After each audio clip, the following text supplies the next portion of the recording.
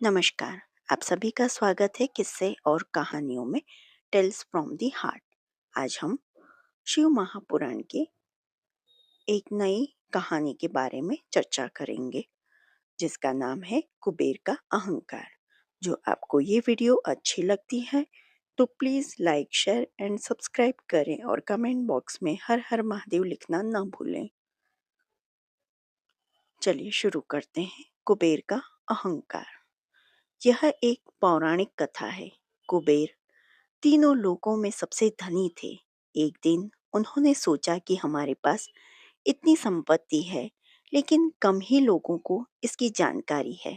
इसलिए उन्होंने अपनी संपत्ति का प्रदर्शन करने के लिए एक भव्य भोज का आयोजन करने की बात सोची। उसमें तीनों लोकों के सभी देवताओं को आमंत्रित किया। भगवान शिव उनके इष्ट देवता थे, इसलिए उनका आशीर्वाद लेने वह कैलाश पहुंचे और कहा, प्रभु, आज मैं तीनों लोकों में सबसे धनवान हूँ। यह सब आपकी कृपा का फल है। अपने निवास पर एक भोज का आयोजन करने जा रहा हूँ। कृपया आप परिवार सहित भोज में पधारने की कृपा करें। भगवान शिव कुबेर के मन का अहंकार ताड़ गए। बोले, वत्स, मैं कहीं बाहर नहीं जाता। कुबेर गिड़गिड़ाने लगे, भगवान, आपके बगैर तो मेरा सारा आयोजन बेकार चला जाएगा। तब शिव जी ने कहा, एक उपाय है। मैं अपने छोटे बेटे गणपति को तुम्हारे भोज में जाने को कह दूंगा। कुबेर संतुष्ट होकर आए। नियत समय पर कुबेर ने भव्य भोज का आयोजन किया। तीनों लोकों के देवता पहुंच चुके थे। अंत में गणपति आए और आते ही कहा, मुझको बहुत तेज भूख लग रही है। भोजन कहाँ है? कुबेर उन्हें ले गए। भोजन से सजे कमरे में सोने की थाली में भोजन परोसा गया। क्षण भर में ही परोसा गया सारा भोजन खत्म हो गया। दोबारा खाना परोसा गया, उसे भी खा गए। बार बार खाना परोसा जाता और क्षण भर में गणेश जी उसे चट कर जाते।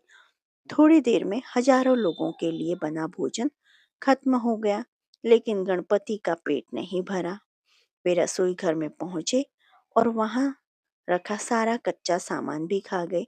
तब भी भूख नहीं मिटी और सब कुछ खत्म हो गया। तो गणपति ने कुबेर से कहा, जब तुम्हारे पास खिलाने के लिए कुछ नहीं था तो मुझे न्योता क्यों दिया?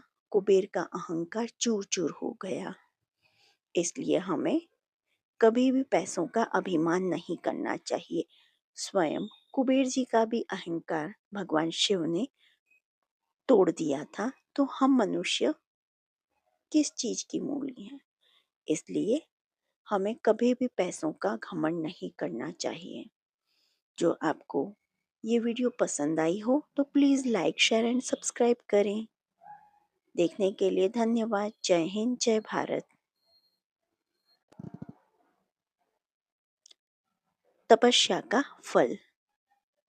भगवान शंकर को पति के रूप में पाने हेतु माता पार्वती कठोर तपस्या कर रही थी।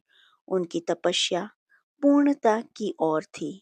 एक समय वह भगवान के चिंतन में ध्यान मग्न बैठी थी। उसी समय उन्हें एक बालक ने डूबने की चीख सुनाई दी।